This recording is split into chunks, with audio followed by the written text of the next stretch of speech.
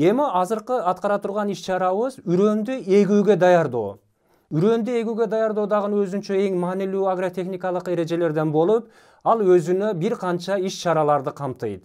Кантип үрөндү эгүүгө даярдайбыз? Үрөндү эгүүгө даярдоо дыйкандар үрөндү алгандан эле баштайт. Тажрыйбалуу дыйкандар үрөндү күзүндө сатып алат. Негизинен үрөндөр каптарда, мешоктордо, мындай сеткалуу мешоктордо көбүнчө келишет. Ошол үрөндү сатып алары менен эле биринчи кыла турган иштерибиз бул үрөндү каптардан түшүрүп, аны бир сыйра тазалап чыгуу. Механикалык жабыркалаган, чириген же болбосо кандайдыр бир сортко таандык эмес болгон түймөктөр, мына ушундай болгон картошкалардан тазалап туруп, ошону менен эле биргеликте калибровка жүргүзүлөт. Калибровка деген нерсе бул үрөндүн өлчөмү боюнча фракцияларга бөлүү. Чоң, орто жана кичинекей. Тилекке каршы бизде өзү эң жакшы үрөндүк картошка деп бул 35-50 диаметри 35-50 миллиметрге чейинки үрөндүк фракциялар эсептелет. Бирок тилекке каршы биз ошо үрөндү сатып алганда алар ар түрдүү чоңдукта болот. Ошондуктан жакшы өстүрүп алуу үчүн аларды тазалоо менен биргеликте калибровканы ошо өлчөмү боюнча калибровкага алган жакшы. Калибровканы 3 түрдүү өлчөмдө бөлүнөт. Булар ири үрөндөр, орточо жана майдаларын бөлүп кылат. Мына азыр мына жерде көрүп турганыңыздардай ушинтип чоңдору башкача, орточуларын өзүнчө, анан майдаларын өзүнчө кылып өндүрүү процесси жүрүп жатылат. Эгерде ушул калибровканы жүргүзбөй, эмне үчүн жүргүзөбүз? Калибровканы жүргүзбөй койсок, алар аралаш түрдө талаага боргондо отургузат. Баякы чоң фракциядагы үрөндөр сөзсүз түрдө мунун потенциалы жогорураак болот, алар кичине энергиясы күчтүүрөөк болот, чыгуусу эртерээк чыгат дагы. Баякы алар аралашып, майдалар менен эгер аралашып калган болсо, майдалар бир аз кийинирээк чыгат дагы. Өсүп өнүгүүсүндө бышканга чейин аларда мындай айырма пайда болуп калат дагы. Алар ар түрдүү өсүп өнүгүүгө дуушар болуп калат. Ошондуктан эгерде фракцияларга бөлүп ала турган болсок, чоңдор өзүнчө эгилет отургузулат талаага барганда, орточулар өзүнчө отургузулат, майдалары отургузулат. Бирөө бири-бирине мындай таасир кылбайт дагы, бирдей өсүп өнүгүү жүргүзүлөт. Калибровканы жүргүзгөнүбүздөн кийин ал сактоого коюлат. Сактоого коюлгандан кийин кыла турган иш-чарабыз бул үрөндү өндүрүү болуп эсептелет. Үрөндү өндүрүү негизинен декабрь айынын аягында же январь айынын башында башталат. Үрөндүн өндүрүү бул картошканы жерден тезирээк чыгып, тезирээк бышып жетилүүсүнү тездетүү максатында үрөндөр өндүрүлүп отургузулат. Бул бир гана ошо бышып жетилүүсүнөн айырмаланбай, өндүрүлгөн картошкаларда түшүмдүүлүк дагы жогору болот. Эми ошол өндүрүүдө эмнелерге көңүл буруу керек? Мына азыр өндүрүү процесси жүргүзүлүп жатат бул жерде. Биринчи, үрөндү өндүрүү негизинен 3 факторго байланыштуу болот. Бул биринчи температура, экинчиси абанын нымдуулугу, үчүнчүсү ошол мына өндүрүп жатканда технологияны сактоо болуп эсептелет. Температурага келе турган болсок, картошка үрөнү өзү 6-8 градуста өнүмдөр жүрө баштайт, бирок бул мезгилде өтө акырын жүрөт өнүү процесси. Картошка үрөнүн өнүү эң оптималдуу температура бул 15-18 градус болуп эсептелет. Мына ушул мезгилде ушундай температурада өндүрө турган болсок, картошканын үрөнү 35-40 күндүн тегерегинде талаага отургузууга даяр болот. Мына ушул температурада ушул нерсени сакташыбыз керек, температураны жөнгө салышыбыз керек. Ушундай жөнгө салуучулардан, мына мисалы үчүн, эгер суук болуп кеткен мезгилде, мына көрүп турасыздар, атайын плиталар коюлган, анан температураны өлчөп туруу үчүн мына термометрлер коюлган. Мен мына азыр көрүп турам, термометрдин көрсөткүчү 18 градуска экен. Бул биз айтып өткөн оптималдуу температура азыркы бул жерде сакталып жатат. Экинчиси, абанын нымдуулугун биз камсыз кылышыбыз керек. Биз плиталарды иштеткенибиздерде билесиздер, аба кургай баштайт. Ошон үчүн аба кургаган мезгилде картошканын ичиндеги картошка суюктукту аба өзүнө мындай сиңире баштайт дагы, картошканын болгон суюктугун өзүнө алат дагы, картошка тез арада бырыша баштайт. Мына ушул нерсени болтурбоо үчүн суу коюлуш керек. Бул жерде азыр челекке коюлуптур. Жакшыраак болот эгерде канчалык мына бул суу куюлган идиштин мына аянты чоңураак болсо, абаны нымдуулугун бир калыпта кармаптуулуу жакшыраак жүргүзүлөт. Эми үчүнчүсү, кийинки фактор, бул технологияга келе турган болсок, картошканы ошол каптардан бошотуп туруп өндүрүүгө коюп жатканда сөзсүз түрдө мына көрүп турасыздар, бир катар кылып коюу керек. Мына ушул картошканын көрүп турасыздар, бул жагы асты жагы, бул жагы үстү жагы деп аталат. Үстү жагы биринчи өнүмдөрдү пайда кылат. Мына азыр мына жерде 3 бүчүрдөн чыккан. Мына биринчиси эң биринчи чыккан, андан кийин бул чыккан, андан кийин мына бул өнүм чыккан. Картошканын биринчи чыкканы ушул өнүмдөр негизинен түшүмдү дагы өтө чоң бере турган өнүмдөр ушулар болот. Мыналар адан кийинкирээк азыраак берет түшүмдө, а мынау адан азыраак түшүм берет. Ошон үчүн картошканы мындай өндүрүүгө койгондо мүмкүн болушунча ящиктерге, тараларга кылышыбыз мүмкүн. Ошол үстү жагын өйдөгө кылып коюш керек. Себеби жарыктык, ошол өнүп жаткан өнүмгө жарыктык тийип туруш керек. Эгерде биз буну тетрисинен коюп кое турган болсок, бул астында болуп кала турган болсо, буга жарык тийбей калат дагы. Мынандай биз каалаган көк түстөгү, жашыл түстөгү өнүмдөр эмес, ак түстөгү түдүр болот, алар өтө узун болот. Кийин талага апарып эгип жаткан мезгилибизде алар сынып калышы мүмкүн. Ушул нерсеге көңүлүш керек. Мүмкүн болушунча бир катар кылышыбыз керек. Эгерде үрөнүбүз көбүрөөк болуп, ал нерсеге мүмкүнчүлүк болбой, жер жетишпей аткан боло турган болсо, анда 2 кылышыбыз мүмкүн. Бирок 5 күн, 7 күндө онун астыңкы картошкаларды үстүнө коюп, мындай кылып алмаштырып, жарыкты менен камсыз кылып турушубуз керек. Эгүүгө жакын калганда картошканы чоң фракцияларын кесип алган жакшы болот.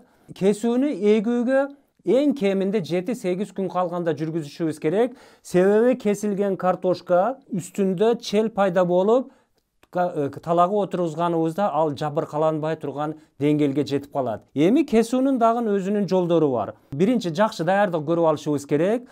Кесүүдө сөзсүз түрдө мындай марганцовканын эритмесин даярдап алышыбыз керек. Себеби картошкада ар түрдүү илдеттердин козгоочулары, инфекциялар же микробтор болушу мүмкүн. Ошон үчүн аларды зарарсыздандыруу максатында биз ар бир кесилгенден кийин бычакты ушул растворго же болбосо эритмеге малып, анан кийин кесүүнү жүргүзөбүз. Эми кесүүдө нелерге көңүл бурабыздар? Мына карап көрүңүздөр. Мына бул жерде картошканын бул төмөнкү жагы, бул үстүнкү жагы. Өнүмдөр, негизги өнүмдөр үстүнкү жагынан пайда болот. Эң чокудагы өнүмдөр алар мындай ошолор түшүм берүүчү өнүмдөр болуп эсептелет. Ошондуктан кескенде аны сөзсүз түрдө 2ге бөлүп кесишибиз керек. Мына биз кесүүнү жүргүздүк. Мына көрүп турасыздар, кесүү жүргүзүлдү. Эми ушул нерсени салмагы 35-40 граммдан төмөн болуш керек эмес. Эми ошону кестик, анан койгондо дагы эч качан коюп жаткан жерибизге мынандай кылып туруп коюшубуз керек эмес. Эгер мынандай кое турган болсок, азыр бул жерден мына кесилген жердин суулары чыгат дагы, ал жерде мындай паңдап чирүү процесстери жүрүшү мүмкүн. Ошондуктан мынандай кылып туруп, буну өйдөгө каратып туруп коебуз.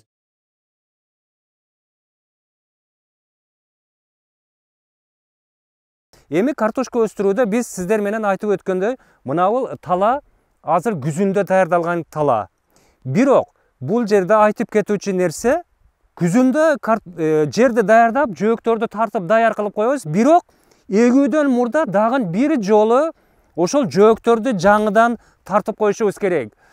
Себеби күзүндө жөөк тартылып даярдалып койгон жерде кышы менен баягы кесектер жана башка бир немелердин натыйжасында баягы жөөктөргө кесектер түшүп, анын тереңдиги бир аз жогорулап калган болот. Анын натыйжасында отургузулган картошкалар жерге жакшы көмүлбөй калат дагы, баягы отургузуу сапаттуу жана талапка жооп бербей турган деңгээлде болуп калат. Ошондуктан Мунун айырмачылыгы мына биздин талабыбызда көрүнүп турат. Буну азыр эгүүдөн мурун дагы бир жолу жөөктөрдү тартып алдык. Ал эми мына жерде азырынча күзүндө даярдап коюлган, бирок жөөк жаңыдан тартылган эмес. Мына бул жерге эгерде азыр картошканы отургуза турган болсок, бул талапка жооп бербей калат. Картошканы өнүп чыгуусу жакшы болбой калат.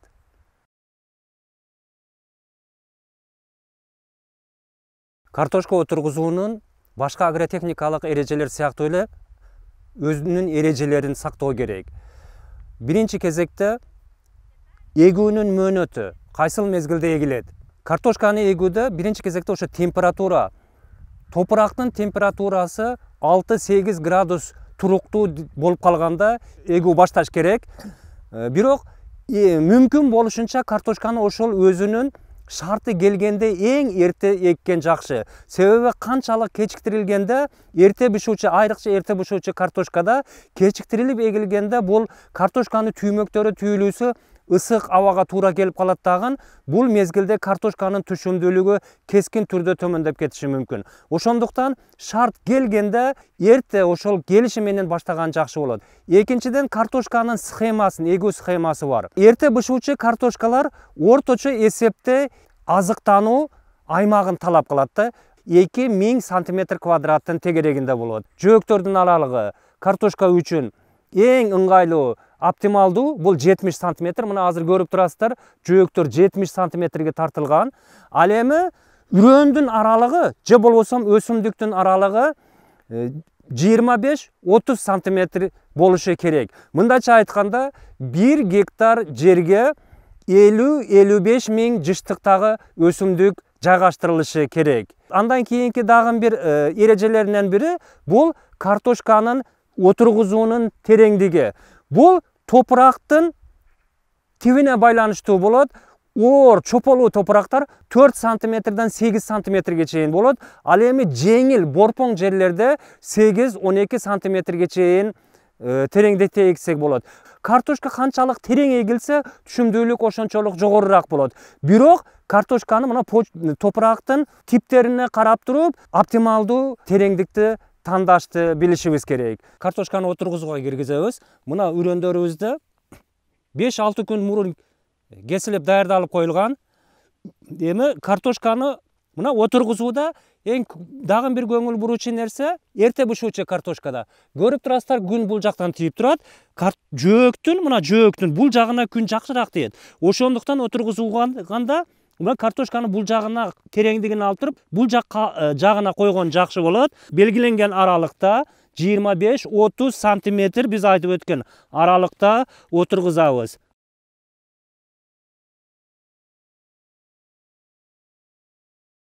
Мына азыр биз комдоо иштерин жүргүзүп жатабыз. Комдоонун негизги максаты эмнеде турат?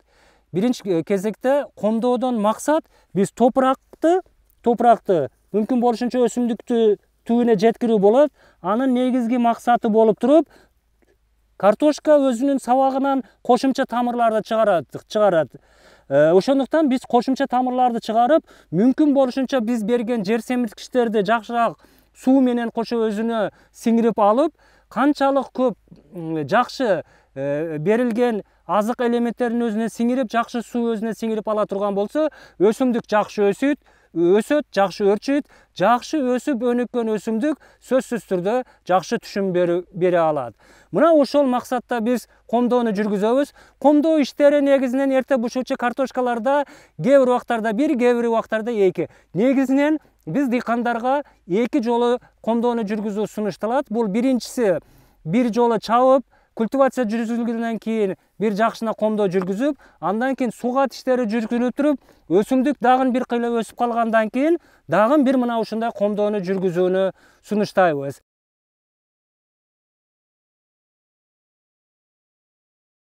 Талааны толук сугаруу иштерине даярдап алганыбыздан кийин гана сугат иштерин жүргүзгөнүбүз жакшы болот. Сугат иштерин кантип жүргүзөбүз? Биринчи кезекте ошол даярдалган талаабызга арыктарда суулар ачылат.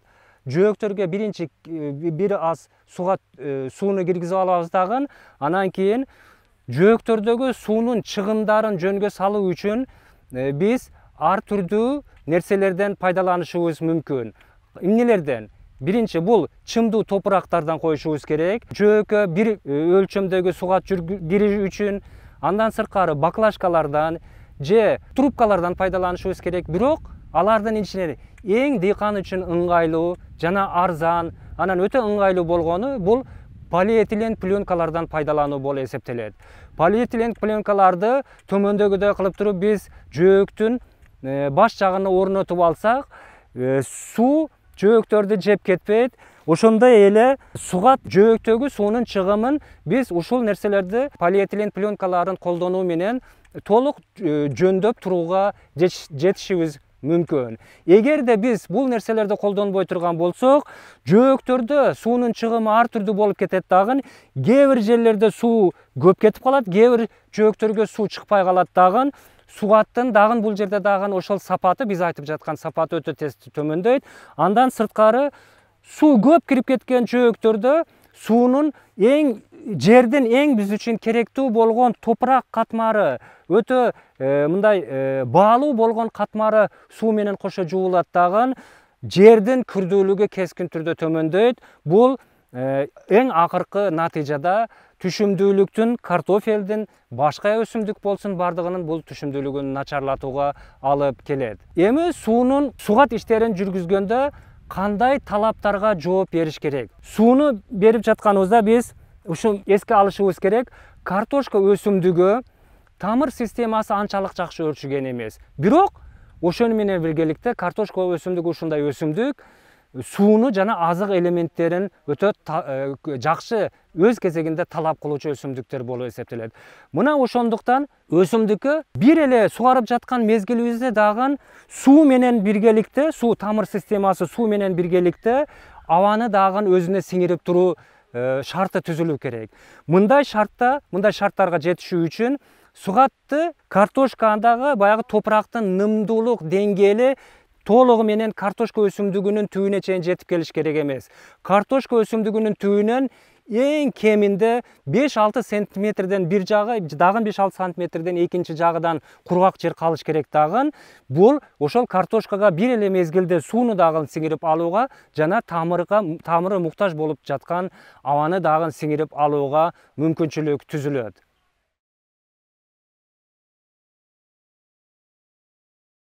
Картошканы жыйноо бул эң маанилүү агротехникалык иш-чаралардын бири болуп эсептелет. Себеби бул жыйноонун өз убагында жана талапка ылайыктуу жүргүзүү картошка продукциясынын көлөмүн жана сапатын жакшыртуунун бир жолдорунун бири болуп эсептелет.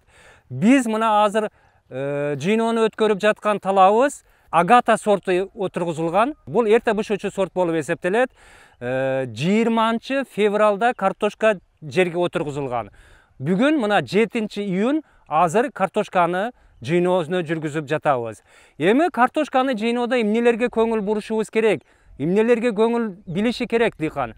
Биринчи кезекте картошканы бышып жетилген мезгилин аныктоодо биринчи болжолдуу болуп, бул урук жөнүндө картошканын сорту өзүнүн вегетациялык мезгилдери көрсөтүлөт. Мына ушуга байланыштуу болжолдуу түрдө биз картошканы бышып жетилүү мезгилин аныктасак болот. Бирок эң тагыраак кылып аныктоо белгилери болот картошканын ар кандай сортунда. Булар биринчи кезекте анын сабактары тик эмес, жата баштайт талаага. Экинчи белгилеринен болуп, бул картошканын астыңкы жалбырактары саргая баштайт. Андан кийинки белгилеринен бири болуп, бул картошканын түймөктөрүнөн аныктасак болот. Эми түймөктөрүнөн бышып жетилүүсүнүн белгилери кандай болот? Картошканы кичине жерин казып көрүп туруп, анын түймөктөрүн мынандай көрүп турасыздар, тордоп калган. Анан сыйырганыбызда көрүп атасыздар, сыйрылбайт кабык мына неменин. Мына бул бышып жетилген картошка кабыгы сыйрылбайт мына. Неме кылсакчы, эң мындай жакшы аныктай турган белгилеринен бири. Ал эми эгерде түймөктөр бышпаган болсо, биз мындай кылып туруп сылганыбызда мына кабыгы сыйрылып кетет. Мына ушул белгиден дагы так аныктап алсак болот.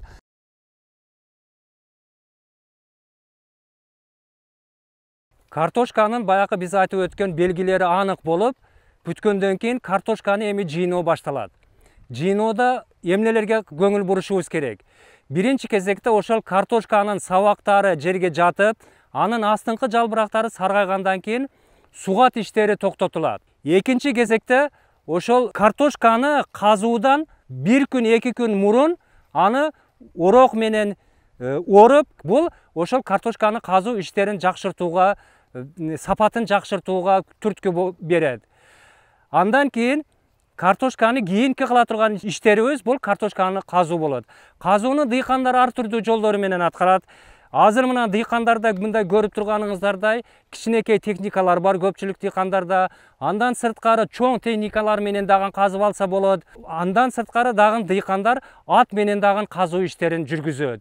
Эми картошка казгандан кийин анын артынан кол жумуштары талап кылынат дагы. Картошканы тез аранын ичинде чогултуп, анын эртеңки картошканын өзгөчөлүгү анын тез арада чогулган картошканы жөөктөргө чогултулат дагы, аны үстү картошканы сабактары менен жаап коюлат.